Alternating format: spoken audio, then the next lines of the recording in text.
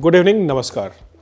My name is Narendra Kumar and today we'll discuss about the annual budget 2022-23. In this budget, government has disclosed its intent about inclusive growth in India, and the government is very clear about investment in certain sectors, which includes infrastructure, pharmacy, road, transport, agriculture. So a lot of initiatives has been taken by government, and intent of government is inclusive growth. So as we know that annual survey of India has proved that India is the fastest growing economy in the world, and this year we are aiming close to 7% of GDP growth, and this proves that Indian economy has not been affected despite the COVID pandemic. Other major changes has been done in this budget is there is changes in corporate incentives, and the major changes is for the personal income tax returns. So the taxpayer who are salaried, they have a very special package in this budget. Along with this budget, there is no changes in capital gain tax, there is no changes in other provisions of GST, or somehow we were expecting changes in the capital gain, which has not been done. So we'll see the highlights, what has been done and how this budget looks like. As we were expecting, government has very clearly said that there will be 5.4 lakhs crores for defense sector. Means government is willing to enable its armed forces and defense personnel with the latest equipment. So we'll see more purchasing by India in terms of the equipments, in terms of the arms, and major expenditure over the upgradation of the armed forces. The major initiatives taken in this budget, that burden of compliances has been reduced. Earlier in India, we had 39,000 laws, which is now reduced to 3,400, and government is aiming to reduce to, let's say, there will be further reduction, and India has improved its ranking globally in ease of doing business in India. So this proves that intent of government is towards reducing the compliance burden on startup and foreigners who are coming to India, investing in India. The biggest part of this budget is that government has increased its capital expenditure by 33% to 10 lakh crore. This is the major changes in this GDP, which is 3.3% of the GDP. Despite the upcoming elections in 2024, government is very clear towards the major expenditure on the capex side. Despite we were expecting that there will be more subsidies and more revenue expenditure, but no, government has very clear view that they need to focus on the infrastructure and still investing on the capital side, and they are building more and more infrastructure.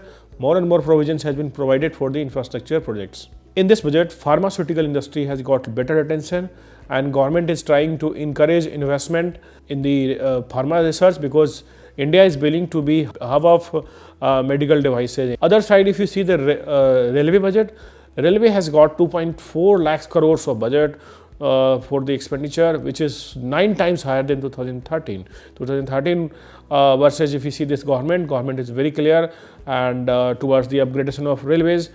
Similarly, government is aiming to provide 5,300 crores assistance to the drought prone area in Karnataka, which is a very good initiatives. Further, IPF means Investor Protection Fund. If your share is lost and maybe your legal heirs, you don't know where is your shares. So now government is willing to have a IT platform, IT enabled platform, whereas all lost shares of a listed company can be recovered from here, and you can convert to demat account. This is a very great initiative of the government, and we see a very good hope for MSME in this budget. Government is trying to infuse 9,000 corpus for MSME in this budget, which is again a great call for the startup ecosystems as well as the MSME. And also government is willing to provide 2 lakh crore of loan to MSME as a collateral free loan. This will also enhance the business, and also it will help to create more and more jobs in the country. This is a very great initiative, and likewise in COVID pandemic, a lot of MSMEs was suffered because of slowdown in the sales. They had lack of funding. So I think government has recognized the pain of MSME in this fiscal year, and also government estimates that they will have a fiscal deficit of 5.6% of the GDP, which is continue to happen.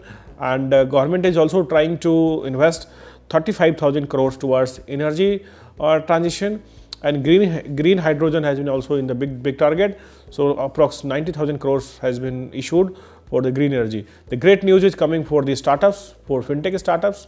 So especially, of course, we are also into the in the tech domain. We are a registration tech company. So we'll talk about more about it. So DigiLocker is a platform whereas you can upload your PAN, Aadhaar, insurance, your registration certificate of your car, vehicles, everything. So now government is planning to give access of DigiLocker to private players, financier, lender, bank and other institution. This will help in movement of the KYC of the borrowers, applicant if you are investing. So the risk of movement will reduce, and just by consent and KYC through API the information will reach to the particular fintech company. This is a really great initiative. This will save a lot of hassles, lot of fraud happening through Aadhaar card and other documents in India. Let's talk about the corporate tax. This year there is no changes in corporate tax. Corporate tax remains same, but yes, there is a good news for manufacturing company. Now manufacturing company will require to pay only 15% as their corporate tax. The great news for India as a country that we have over 6.5 crores tax return filer, means India has grown up and people have started paying taxes. So, and also government has reduced overall processing time to 15 days as claimed by the government and the finance minister during the presentation of the budget. So this is a great sign, and it appears that in long run India will enable more taxpayers, and of course credit flow will increase in India, and this will help those taxpayers who started paying taxes first time. They will grow their income and they will contribute in the national growth. Another amendment in tax is for micro enterprises. Earlier they can opt for presumptive tax up to 2 crores. Now they can opt for 3 crores, and for certain professionals their limit was 50 lakhs, which is increased to 75 lakhs. This is a really great move for micro enterprise, but condition is that your total cash sales should be less than 5%, or your receipt in accounts or your books should be less than 5%.